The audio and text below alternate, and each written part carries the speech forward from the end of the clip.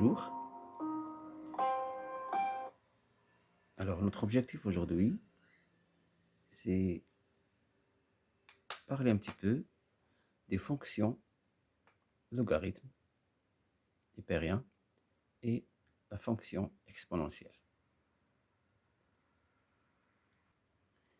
Et exactement, on va parler de leurs limites. Alors, ce sont des règles, pour les limites, ce sont des règles importantes que l'élève doit apprendre par cœur. Donc, je vais essayer ici de vous donner des méthodes faciles pour pouvoir mémoriser ces limites. Alors, tout d'abord, je vais commencer par la fonction logarithme.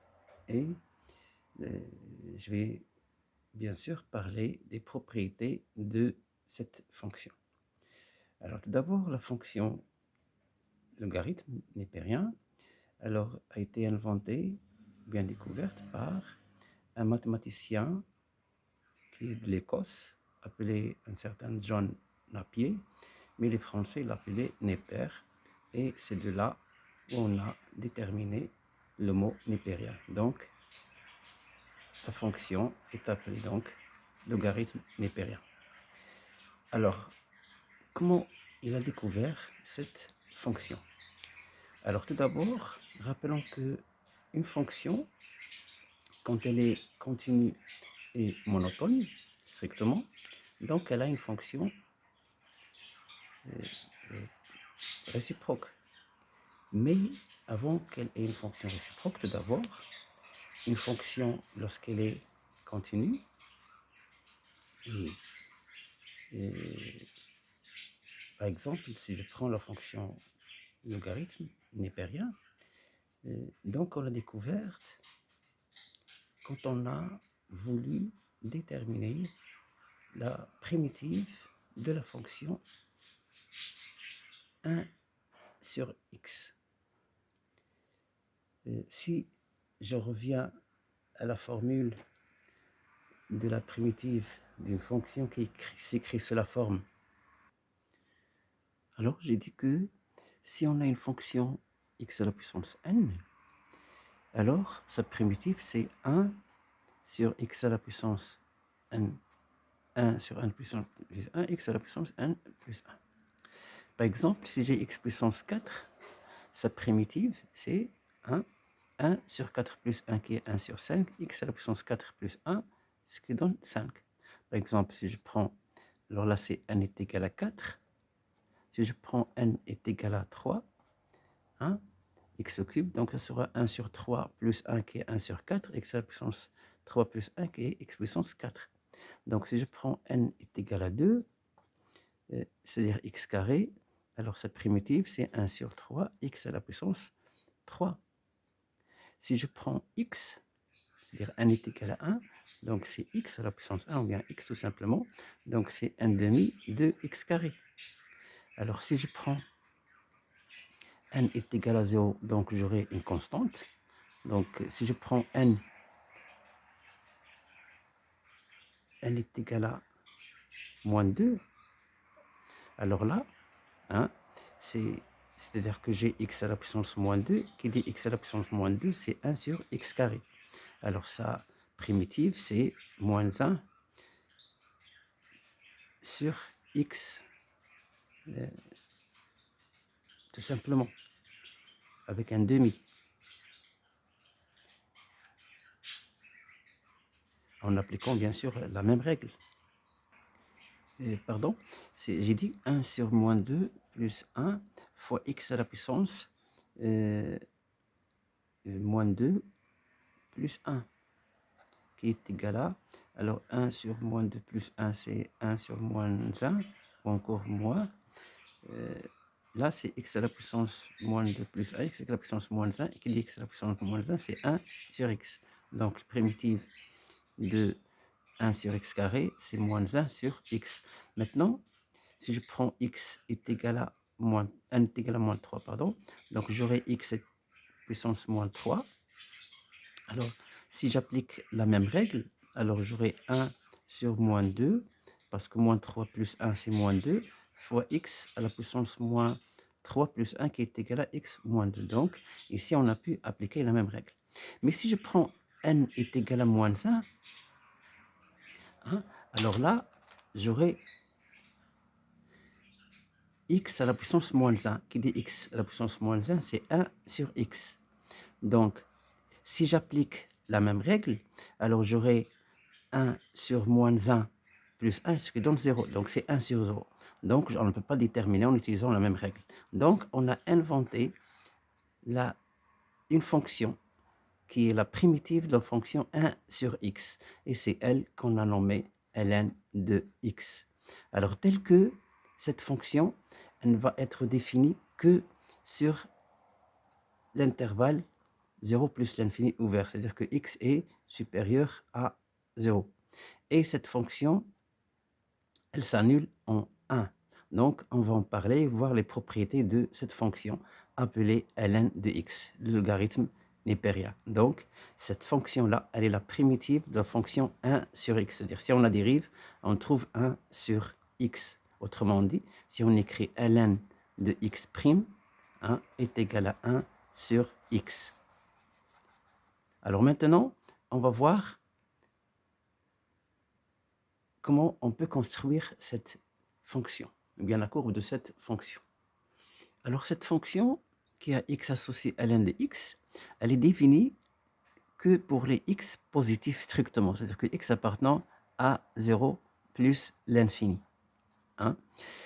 Alors, là, sa courbe, quand on va la représenter, elle la représente de la manière suivante. Donc tout d'abord, on a dit que ln de 1 est égal à 0, c'est-à-dire que cette courbe va passer par le point de coordonnées 1, 0. Et cette fonction, elle la représente de la manière suivante.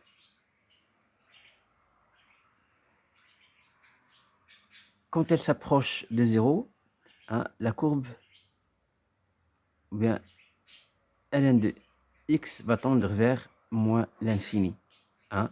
Donc ici, on va dire que la limite de ln de x, quand x tend vers 0 plus, est égale à moins l'infini. Est égal à moins l'infini. En plus de ça, il y a un nombre dont l'image par la fonction ln est égale à 1. Alors ce nombre-là, quand on l'a calculé, on l'a trouvé à peu près 2,7. Hein, et ce nombre, on l'a appelé E. Hein, donc ln de E est égal à 1. Avec E, 1, E, c'est presque 2,7. Alors, donc l'image de E, c'est 1 par cette fonction. Donc cette fonction, sa courbe va passer par le point de coordonnées E1. Donc on va la tracer de la manière suivante. Donc à partir de la courbe, on va déduire les limites suivantes. C'est que la limite de ln de x, quand x tend vers plus l'infini, alors vous voyez bien que ça augmente ici, donc ça tend vers plus l'infini. D'accord? Et on peut déduire encore que la limite de ln de x sur x, quand x tend vers plus l'infini, est égal à...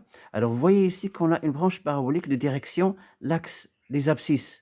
Donc, ln de x sur x, la limite en plus l'infini, ça va donner 0, d'après ce que vous avez déjà vu. Donc, on a ici les trois limites suivantes. Limite de ln de x en 0 plus, c'est moins l'infini. Hein, vous le voyez bien sur la courbe. Donc, on doit bien mémoriser cette courbe-là. Hein, donc, c'est la courbe qui représente la fonction ln de x. Hein, à ne pas oublier. Donc, elle passe par le point de coordonnées 1, 0 et elle passe par le point de coordonnées E1. Alors, en plus de ça, en E, on a une tangente. Alors, cette tangente-là, qui est là, on peut écrire son équation. Hein? Alors, ici, on vient de dire il y a un petit moment que la dérivée de la fonction ln de x, la dérivée de la fonction ln de x, c'est 1 sur x, parce que ln de x, c'est la primitive de la fonction qui a x associé 1 sur x. Donc la dérivée, c'est 1 sur x. Donc si on cherche la dérivée en 1, si j'appelle cette fonction f de x est égale à ln de x, donc f' de 1, c'est 1 sur 1, ce qui va donner 1. Donc si on veut déterminer la tangente en 1, son équation va s'écrire sous la forme f' de 1 facteur de x moins 1 plus f de 1, c'est-à-dire ln de 1, et ln de 1 est égal à 0. Donc y est égal à x moins 1. Donc c'est ça l'équation de la tangente à la fonction, ou bien à la courbe qui représente ln en 1, ou bien au point de coordonnées 1, 0. Donc si on trace cette courbe, on aura cette tangente-là qui est parallèle. Donc ici, si vous l'avez remarqué, j'ai ici un x, donc le coefficient directeur c'est 1. Donc c'est une fonction, c'est une droite qui est parallèle à la droite qui est la première bisectrice. Et on sait que la première bisectrice a pour équation y est égal à x. Ça, vous l'avez déjà vu plusieurs fois les années précédentes. Donc c'est ça l'équation de la droite y est égale à x. Alors, autre chose, on a dit que limite de ln de x sur x quand x tend vers plus l'infini, c'est 0.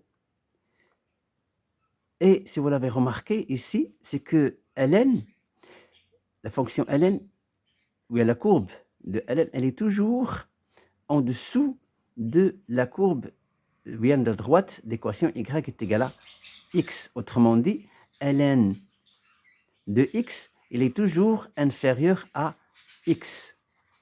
Ln de x est toujours inférieur à x. Alors, si vous l'avez remarqué, la fonction ln est une fonction qui est continue sur l'intervalle 0 plus l'infini et elle est croissante. Donc, si on construit son tableau de variation, c'est-à-dire le tableau de variation de la fonction f de x est égal à ln de x, donc cette fonction, elle est toujours croissante, si vous l'avez remarqué, et elle est croissante sur 0 plus l'infini. Là, c'est ln' de x, qui est 1 sur x, bien sûr. Donc, on va écrire tout simplement f de x, ou bien ln de x. Donc, ln de x, là, si vous l'avez remarqué, elle s'annule en 1.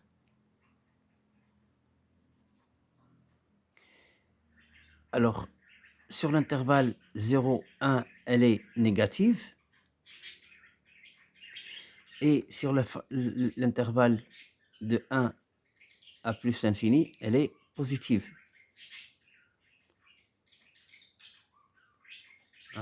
Donc, là, c'est ln de x. C'est-à-dire que si x appartient à l'intervalle 0, 1, ln de x est supérieur, est inférieur à 0. Ou égal, parce que c'est égal au 1. Et si x appartient à l'intervalle 1 plus l'infini,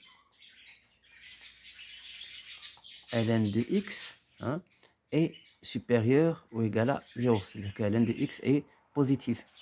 En plus de ça, on va ajouter quelques propriétés. Tout d'abord,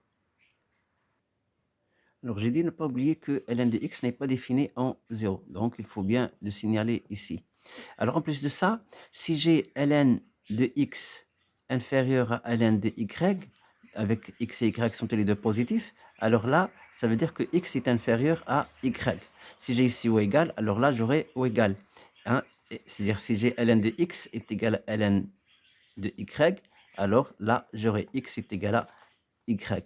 Alors, ce sont deux propriétés qu'on doit savoir.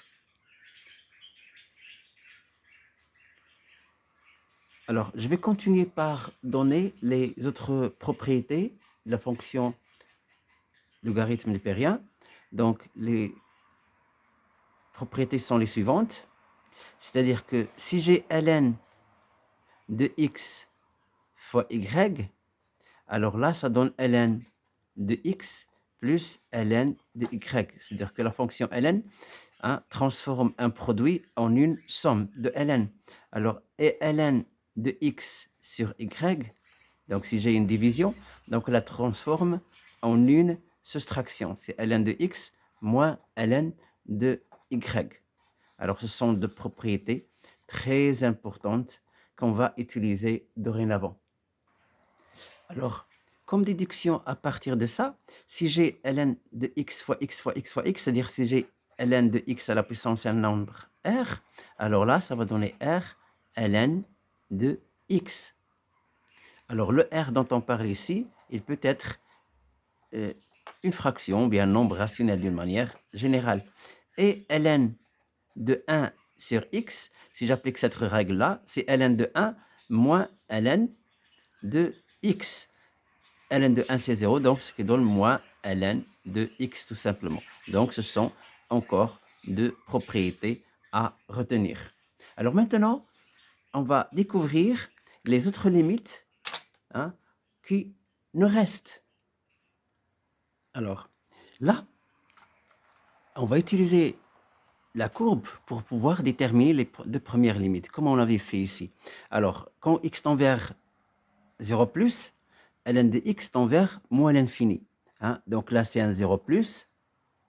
Là, ça va tendre vers moins l'infini. Et quand x tend vers plus l'infini, limite de ln de x est égale à plus l'infini. Alors là, ce sont deux limites qu'on détermine à partir de la courbe. Donc, c'est pourquoi on doit bien mémoriser la courbe. On doit bien mémoriser la courbe. Alors, maintenant, on va déterminer les autres limites. Alors, les autres limites, alors, ces deux-là, c'est en plus l'infini comme cette première. Et ces deux-là, c'est en 0 plus. Alors, qu'est-ce qu'on ajoute ici? On ajoute ici x, et là, on divise par x. Donc là, limite de ln de x sur x quand x tend vers plus l'infini. Alors, on a déjà dit ici que ln de x, il est plus petit que x. C'est-à-dire c'est x qui l'emporte sur ln de x. C'est x qui l'emporte sur ln de x. Autrement dit, c'est x qui va gagner ln de x. Donc, du fait que x gagne ln de x, donc quand on divise ln de x par x en plus l'infini, ça va tendre vers 0. La même chose si on prend ici sur x à la puissance un nombre n, avec n supérieur ou égal à 1. Même si n est égal à 1, donc, ou bien même 0, donc ça va donner, si n est égal à 0 ici, donc on aurait ici 1 ln de x qui donne plus l'infini. Donc là, ça va donner, supérieur ou égal à 1, c'est supérieur ou égal à 1, donc ça va donner 0. Donc ces deux limites-là, c'est 0. Et je prends ici, alors x ln de x, on a dit que x l'emporte, alors x tend vers 0. Donc là, ça va donner 0. Là, si j'ai x à la puissance n, quand x tend vers 0 plus, x à la puissance n tend vers 0. Donc on a dit que x l'emporte sur ln de x. Donc ce qui donne 0 aussi. Donc là, on a 2 0. Là aussi, on a 2 0. Mais en 0 plus ln de x c'est moins l'infini d'après la courbe. Et en plus l'infini, ln de x c'est plus l'infini d'après la courbe. Donc maintenant, on peut retenir ça facilement. Alors il reste les deux dernières limites. Alors les deux dernières limites ici, on avait dit que la dérivée de ln c'est 1 sur x. Et quand on a déterminé la dérivée en 1, on a trouvé que c'est 1. La dérivée en 1, c'est 1. Autrement dit, comment on détermine la dérivée? Comment on écrit la dérivée? Alors, la dérivée en 1, c'est limite de ln de x moins ln de 1 sur x moins 1 quand x tend vers 1. C'est comme ça qu'on a défini la dérivée en 1. Hein, de ln. Donc là, ce qui donne, ici c'est 0. Donc on aura tout simplement limite de ln de x sur x moins 1 quand x tend vers 1. Et ça, d'après ce qu'on a déjà vu, ça donne un 1. Donc, on doit retenir cette règle-là. Hein, limite de ln de x moins 0 sur x moins 1 quand x tend vers 1. Alors là, ça doit donner 1. Là, j'enlève ça. Ça doit donner un 1. Alors maintenant, si je fais un changement de variable et je pose à la place de x un grand X plus 1. Alors si x tend vers 0, ça aussi, ce sera une dérivée. Alors je pose à la place de x plus 1 quand x tend vers 0. Hein, donc là, j'aurai ici un 0, comme je l'ai ici, sur, j'aurai un ln de 1 qui est 0 sur x. Donc là aussi, c'est la dérivée, hein, en 1 de la fonction et j'aurai la même chose ici. Alors cette limite, elle est la même chose que celle-là en remplaçant x par x plus 1. Donc là, les deux limites ici, elles sont égales et on doit retenir ça comme on l'avait dit. Donc en plus l'infini, ça donne plus l'infini d'après la courbe, mais quand on divise par x ou bien x à la puissance n, c'est x qui va l'emporter en plus l'infini, ce qui donne 0, 0. Là, c'est x encore qui l'emporte quand on multiplie par x ou bien x à la puissance n, quand x tend vers 0 plus, ça donne aussi 0. Mais limite ln de x en 0 plus, ça va donner moins l'infini. Donc, c'est facile à retenir. Alors, on a dit que la fonction ln est une fonction croissante et continue. Du fait qu'elle est continue strictement croissante, donc elle admet une fonction réciproque. Alors, si vous l'avez remarqué, ln de x, elle est définie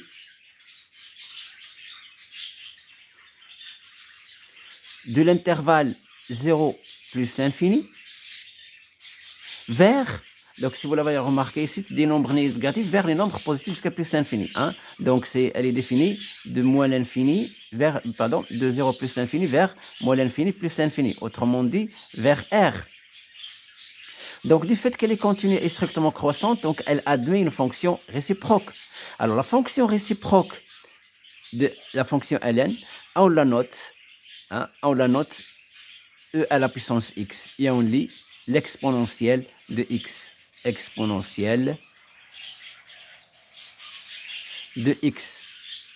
Alors, cette fonction, l'exponentielle de x, elle est définie de moins l'infini jusqu'à plus l'infini, hein, vers l'intervalle 0 plus l'infini. C'est-à-dire que c'est une fonction qui est toujours positive, quel que soit x appartenant à R.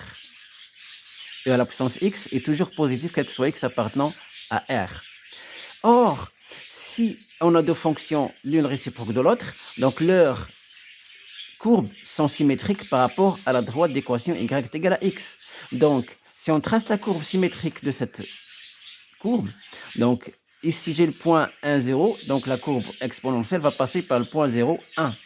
Ici j'ai le point de coordonnées E, 1, donc sa fonction réciproque va passer par le point de coordonnées 1, E. Et E, on a dit, c'est presque 2,7, donc c'est par là. Alors ici, la limite ici de ln de x quand x tend vers 0, ça donne moins l'infini. Donc là, j'aurai sa symétrique ici, c'est-à-dire que limite de ln de x, limite de e à la puissance x quand x tend vers moins l'infini, hein, ça va donner 0. Un 0 plus, bien sûr, du fait qu'elle est toujours positive. Donc, j'aurai ma fonction de courbe comme ça. Donc, c'est une fonction qui est aussi continue et croissante sur R. En plus de ça, limite de e à la puissance x, quand x tend vers plus l'infini, hein, si vous l'avez remarqué, est égal à plus l'infini.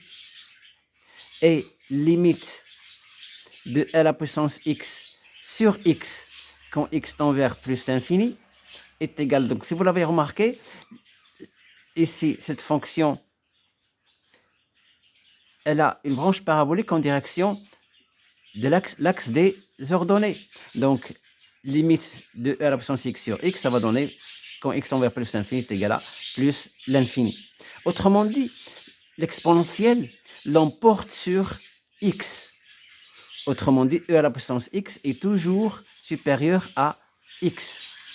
Donc, d'une manière générale, limite de e à la puissance x sur x à la puissance n, quand x tend vers plus l'infini, ça va donner toujours plus l'infini. C'est l'exponentielle qui l'emporte sur x et sur x à la puissance n.